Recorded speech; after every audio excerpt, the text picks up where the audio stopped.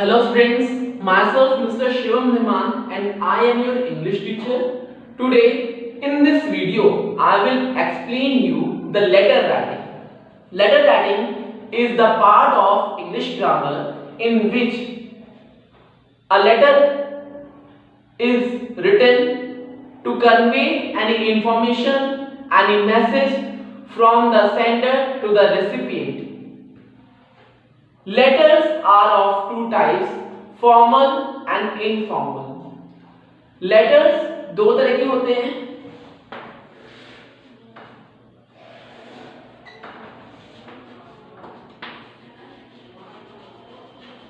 Formal letters और informal letters.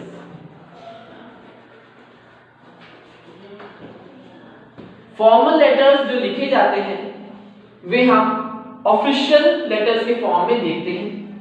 ये office, school, business institution में लिखे जाते हैं और इनफॉर्मल हमारे ब्लड रिलेशंस, हमारे रिलेटिव्स, हमारे फ्रेंड्स को लिखे जाते हैं।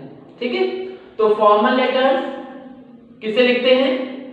बिजनेस में, ऑफिस में या स्कूल्स में या किसी इंस्टीट्यूशन के लिए लिखे जाएंगे, और या जैसे एडिटर, न्यूज़पेपर एडिटर को, या किसी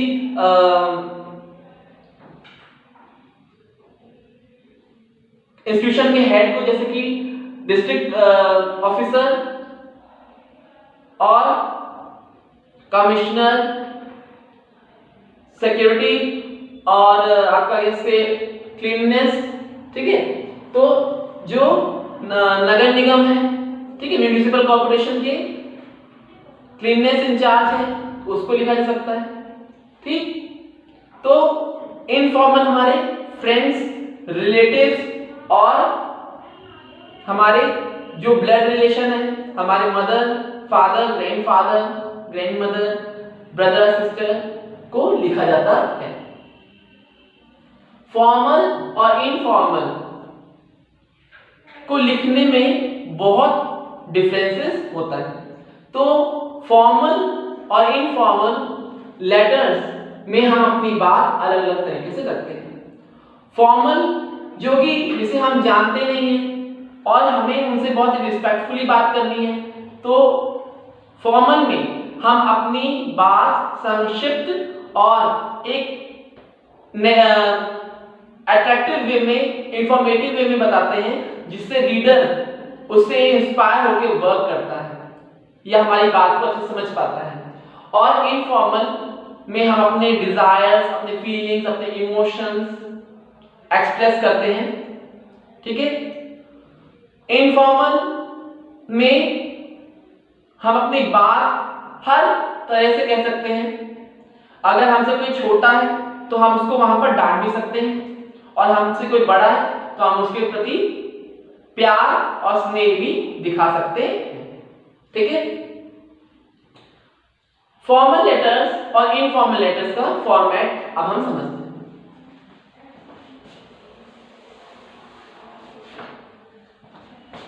फॉर्मल लेटर्स में सबसे पहले सेंडर्स एड्रेस,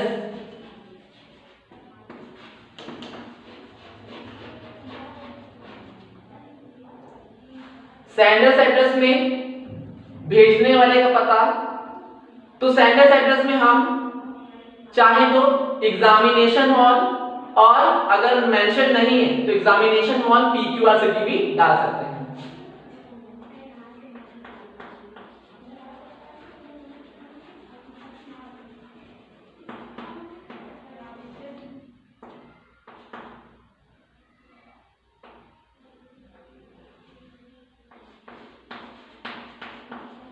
याद रहे कि जब हम PQR लिख रहे हैं तो वो कैपिटल में ही होना चाहिए। सेंडर्स एड्रेस के बाद एक लाइन लीव करने पर हम डेट डालते हैं, जो कुछ इस प्रकार होनी चाहिए, जैसे कि आज की डेट है 19 जनवरी 2021, तो 19 जनवरी 2021। फिर एक लाइन लीव करते हुए हम रेसिपिएंट एड्रेस डालेंगे, जैसे जिसे हम भेज रहे हैं।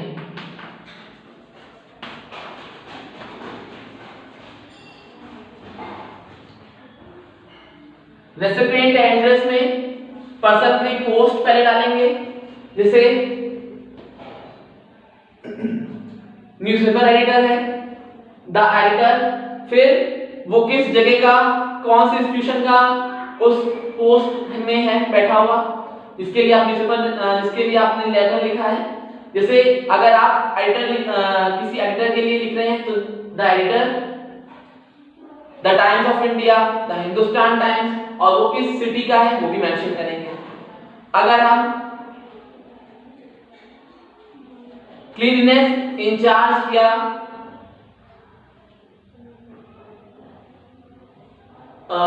किसी एग्जामिनेशन के हेड के लिए लिख रहे हैं तो वहां पर हम डाल सकते हैं।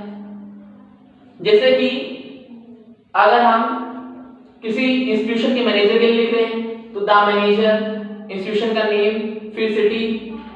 अगर हम म्युनिसिपल कॉर्पोरेशन के किसी हेड को लिख रहे हैं तो क्लीननेस इंचार्ज, ठीक, उसके बाद municipal corporation, PQ city.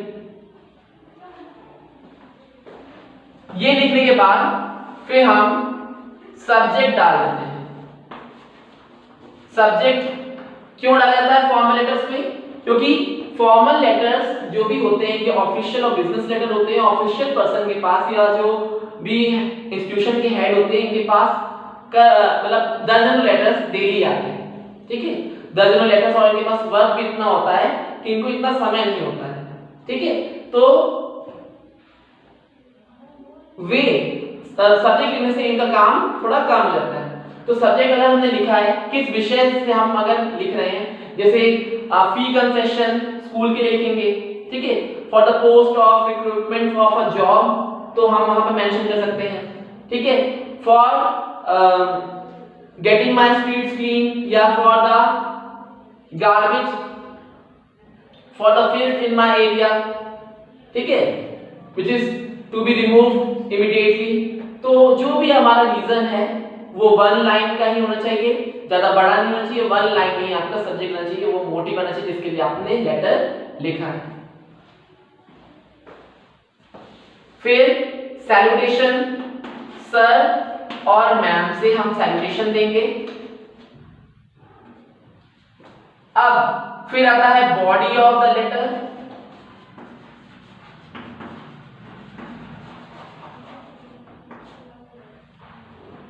Last में थैंकिंग यू। ये याद रखिए जब भी हम फॉर्मल लेटर्स लिखते हैं थैंकिंग यू जरूर डालेंगे। फिर लास्ट में yours sincerely, truly and name. अगर नेम लेटर्स में मेंशन होता है तो आप नेम डाल सकते हैं, और नहीं अगर मेंशन है तो आप सिंपली ABC लिख दीजिए या XYZ लिख दीजिए, ठीक है। अगर हम बात करें बॉडी ऑफ लेटर की, तो बॉडी ऑफ लेटर में हम 3 मेन पॉइंट्स याद रखते हैं। बॉडी ऑफ लेटर में फर्स्ट ऑफ ऑल हम बिगिनिंग करेंगे with due respect, I want to say that. अगर आप किसी अपने म्युनिसिपल कॉर्पोरेशन या न्यूज़पेपर के लिए लिख रहे हैं तो आप ऐसे लिखेंगे, with due respect I want to say that I am a resident of this and this area and I am writing this letter to convey you the message that। अब फिर आप मेंशन करेंगे रीजन जिसलिए आपने letter लिखा। उसके बाद अपनी problem 6 to 7 lines में डिस्कस करेंगे, एंड देन उस प्रॉब्लम को किस तरह से कम किया जा सके या रिमूव किया जा सके उसका कंक्लूजन भी बताएंगे, वो भी 3 से 4 लाइंस में आना चाहिए। तो कुल मिलाकर 3 पैराग्राफ बॉडी ऑफ लेटर होना चाहिए, जिसमें आप रीजन बताएंगे क्यों लिख रहे हैं, वो 2-3 लाइंस में आना चाहिए। फिर जो कंटेंट है जो आप बता रहे हो क्यों, किस तरह से आप अफेक्टेड हो उस प्रॉब्लम से, तो वो 5 से 7 लाइंस में आ गया, और कंक्लूजन प्रॉब्लम कैसे रिमूव किया जाए वो आ जाएगा 3 to 4 लाइंस में, ठीक है।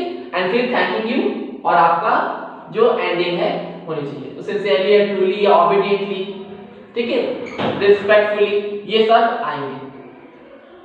अब फिर हम बात करते हैं,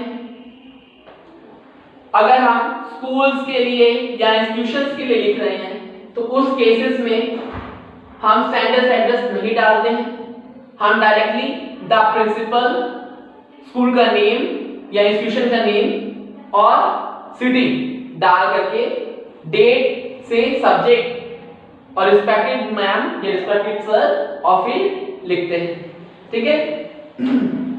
अब लैंग्वेज बहुत ही पोलाइट, बहुत ही डिसेंट और बहुत ही अंडरस्टैंडिंग होनी चाहिए। जो कि लिखा हुआ है वो रीडर को समझ में आना चाहिए और किसी भी तरह से ये सेंटिमेंट्स को हर्ट करने वाला नहीं होना चाहिए, ठीक है। अब हम बात करते हैं फॉर्मल लेटर्स की।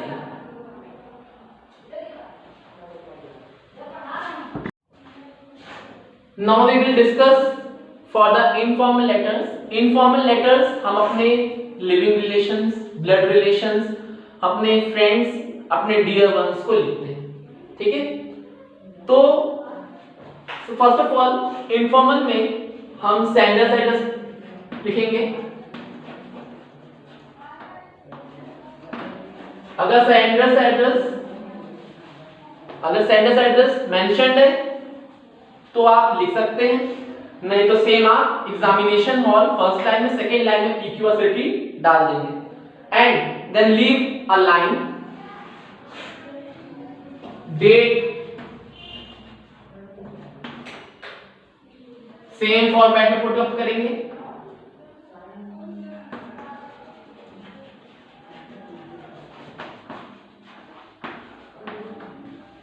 ठीक है। 19 January 2021, then again leave a line, put salutation, dear, salutation रखेंगे, ठीक है, dear। अब आप जिसको लिख रहे हैं, ठीक है, उससे आपका क्या रिलेशन है, dear friend, dear dad, dear grandpa, आप वो रिलेशन यहां पर मेंशन करेंगे, ठीक है। And then greetings, hi, hello, ठीक है, बिगनिंग करेंगे। आप ये भी लिख सकते हैं, hello, I am fine here, I hope you will be also fine here, I am writing this letter to tell you.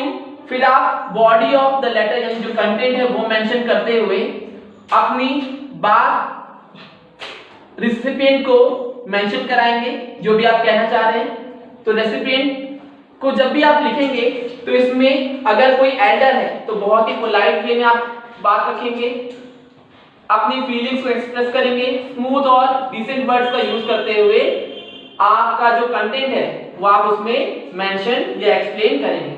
पर अगर हम बात कर रहे हैं अपने नियर या डियर वंस या फ्रेंड्स या हमारा अगर कोई यंगर से हमसे यंगर सिबलिंग है तो आप जोक मेंशन कर सकते हैं, आप किसी भी तरह से बात कह सकते हैं, ठीक है। बट फिर भी अपनी जो भाषा है वो जब आप लिख रहे हैं तो बहुत ही स्मूथ और एक कन्वीनियंट होनी चाहिए जो कि रीडर को अच्छी लगे और एग्जामिनर आपको अच्छे मार्क्स दे पाए। इसकी एंडिंग आप विदाउट थैंक यू, मतलब इसमें थैंक यू मेंशन नहीं करेंगे। लास्ट में आप योर्स फ्रेंड है तो friendly, Elder brother, Elder sister, younger brother, younger sister, ठीक है, अफेक्शनेटली, लविंगली, ठीक है, और फिर नेम पुट अप कर देंगे। So this was the explanation of the letter writing in which I have described you how to write formal and informal letter. I hope you must have understood about this topic. If you have any problem, you are not able to get any point that I have explained you in this video, you can ask me in the coming class via Google Meet. Have a nice day students.